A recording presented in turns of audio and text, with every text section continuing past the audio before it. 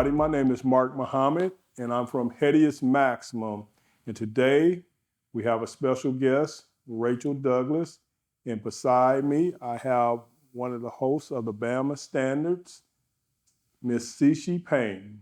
Yep, and thank you for having me tonight. It's definitely an honor, and it's definitely an honor to talk with you. So, as Mark mentioned, I'm one of the hosts from the Bama Standard Network, and my show in specific is Crimson Dynasty. So, our show is awesome. We come on every Wednesday night, and I'm definitely going to leave more detail at the end of this. But it's awesome to have you here, and we appreciate your time. And I'm excited because I'm looking at another woman.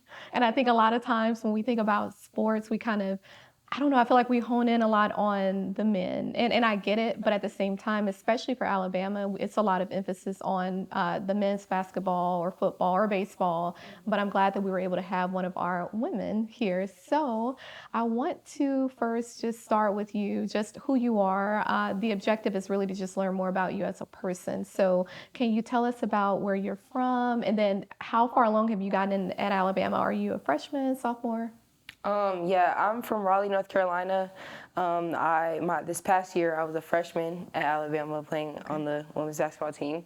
So I'm looking forward to this summer and seeing the jump between freshman and sophomore year, since I know what to expect now, kind of. Right, right. How was that transition? A lot of times I think about, for football, for example, just that transition from high school to college. How was it for you going from high school? And then not just that, but the fact that you came out of state.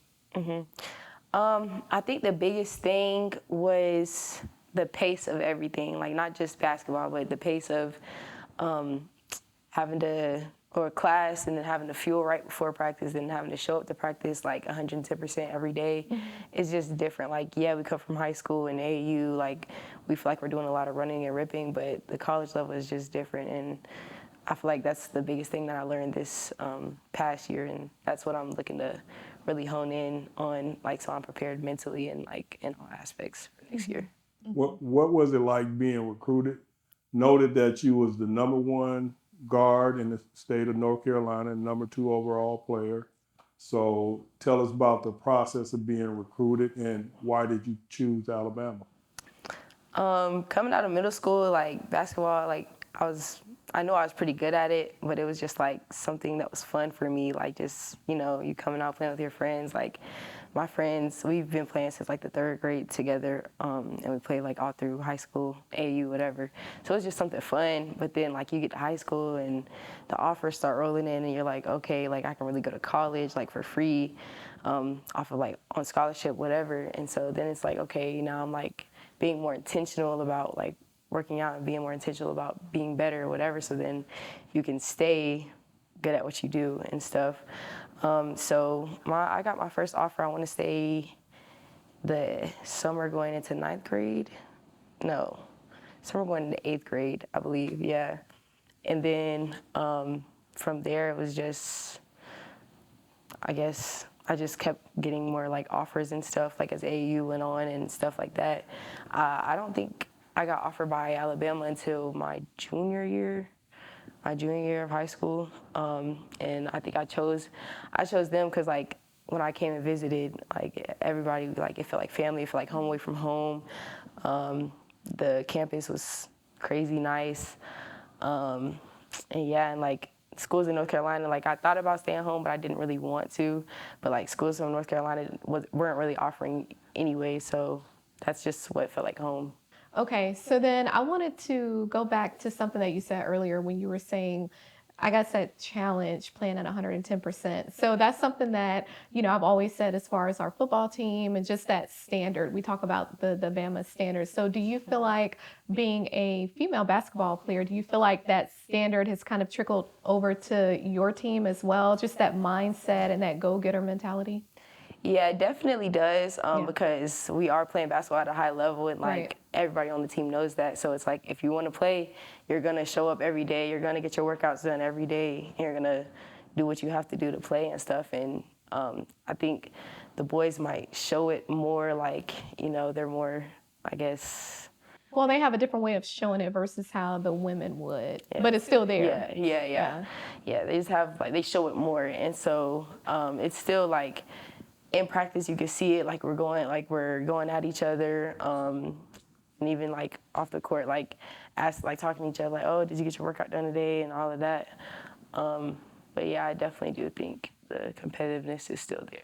That Right. standard is still held there. Right, right. So then the fact that you started receiving offers early on, like you were still in middle school, basically, I think eighth grade, you said. So what was that like? I mean, because at that age, like I was in eighth grade when I knew I wanted to be an engineer. You think differently, and then you move differently too. So then for you growing up, when did you know, like what age were you when you decided, okay, I want to go the route of playing basketball? Was that, I think you said when you were really young, or was there a certain age or? I think through elementary school, I knew I wanted to play basketball. Like I wanted to go pro and stuff.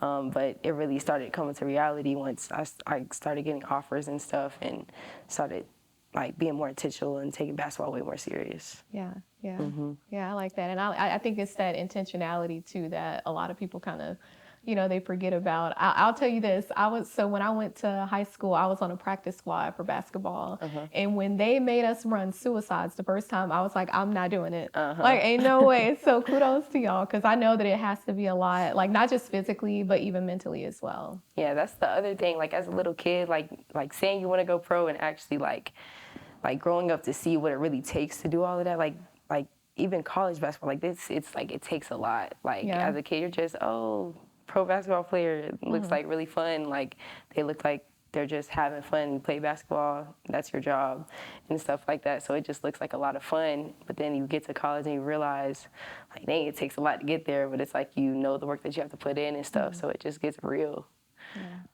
Is it still fun to you, or is it more like work, or is it a mixture? Yeah, I'll say I still find it fun. I know it was kind of tough, like as a freshman, like you seeing all the work that you have to put in, and being pushed every day in practice like that. It makes you want to hate it, but like then you like sit back and you're like, I mean, it's kind of hard to get away from it. Like I love it, I have fun doing it, because once you do put in the work and it starts paying off, then you really start to see like the fun that it like you always knew was there. When you say being pushed, I think the ideal out there about this generation that they don't like to be pushed, and you kind of like have to pamper them, and we know those are the ones who probably won't make it. So what's the difference between the way you was coached in high school and the way you are coached in college when it comes to the push? I'll say there's definitely a huge difference. I'll say the coaches in college, like, they pay a lot closer attention to detail. They pay attention to like everything that's also going on around us, like how we're taking care of our bodies, getting our work in, like if we're eating right and stuff like that.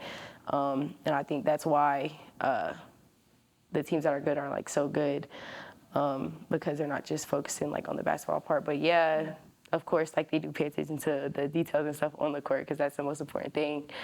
I feel like high school is more like a individual thing. Like, yes, we have coaches and we have practice and stuff, but it's more like it's more like the coaches in college, it's what they do for their job. And like high school coaches, it's like they have other things to focus on. They're not so much focused on the basketball part or whatever. So it's more like what the people that are playing, like what they're focused on doing, what their standard is, what goals they want to accomplish and stuff. Yeah, that makes a lot of sense. So then I kind of want to pivot a little bit to you as a person. So do you have anything outside of basketball that you enjoy doing, whether that's, with other people or maybe just you by yourself? Yeah, I will say I love playing with my puppy. Like, I miss her every day since I'm not like home with her. But that's my favorite, I guess, thing to spend time with when I'm not playing basketball. I like watching Netflix. Right now I'm watching Killing Eve on Netflix. I think that's like, I'll go get my Chipotle and then I'll go in my room, cut on my Killing Eve, and chill. Yeah. What kind of puppy do you have? I have a pit bull. Oh, okay. Okay. What's her name? Remy. Okay. Okay. Okay. Awesome. Awesome. So, is there anything? I guess as we get ready for, so you'll be in summer school. I'm Yes, assuming. ma'am. Okay. Okay. So then, is there anything that you're looking forward to in the upcoming season, or is it just more so like, are you in the mentality of I just want to learn as much as I can? Like, how do you feel going into the next season? So I just recently changed my major to kinesiology, so I know that's not something that everybody says that they're excited for like school, whatever, but I am like looking forward to like seeing like the things that I can learn from kinesiology, from the biology classes and all of that, and like what my schedule is going to be like. But the basketball part, like I'm just like ready to show like what I can do. I feel like last season I did a lot of like not too much, not really sitting back, but like you kind of have to as a freshman to like learn everything, like learn the plays, learn the system, like figure out the pace and all of that. So I'm just kind of ready to put everything in action, like show that I can pick up my pace, show that I know the plays, know the system, and just show that I can play at this level. Yeah. Yeah. You appeared in 17 games last year? Okay. About how many minutes per game you feel? Not that many. I know that it was like games that we were kind of already like losing or whatever. Like I played like higher minutes in those games. But if I did get put in, it was like probably like 2 minutes tops. You feel you understand the system better, the plays better, what the coaches want from you on the floor? I feel like yes, but I don't. I don't really feel like that came from like playing, because like when I did get put in, I'm just like kind of focused on like not messing up, or like, okay, where am I supposed to be right now, and just I guess it was just kind of so fast. So I don't feel like I really gained a lot from that, but more so like off the court, watching film, studying the plays and stuff like that, just to learn the plays and learn the system. I feel like that's where I learned like most of that. Okay. How many on the depth chart, how many women are ahead of you at your position? Last year, it was, I want to say, 3 or 4 guards. I'm not sure what it'll be this year. Yeah, but last year it was like we had a grad guard, then we had 2 senior guards, and then we had another junior guard. Okay. And then at the 4th spot, we had another grad. So they won't be playing, I guess, the 2 through 4. But so I can just go in wherever at those spots, but not really sure. I want to pivot to something, and then I'll let Miss Cece take it over from there. Who is Reychel Douglas? On the court or like off the court? Off the court. Off the court. I'll say Reychel is a very creative, a unique person. My aunts and grandma's nickname for me is Hurricane. They say I was like, I just did a lot, like as a kid. Like I would do the spontaneous things. I just Like you were the bad kid? Or? I wouldn't say necessarily bad, but I was busy. I was a busy kid. I did find things to get into. Found anything to get into. So I feel like I'm still like that. Like I don't mind showing my personality. And even like when I first started playing AAU, I would come into practice, come into games. I had these bright yellow shoes, these neon yellow shoes, and then I have like knee-high mismatched socks and stuff like that. So I just like doing the different thing. I don't mind being different, having fun with stuff. I like to have fun. Yeah. Well, you have to embrace that. You have to embrace your uniqueness. You know, everybody wants to be like everybody else. They want to fit in, but you know, I definitely think that you have to, own, and you have to own it. That's another thing too. So then I want to ask you something. So our season last year, is there one game in particular that one of our wins that you enjoyed the most, and why? Think about that one. I'll say Tennessee at home. Okay. That was probably one of our funnest games to win. One of the ones that were more important to us.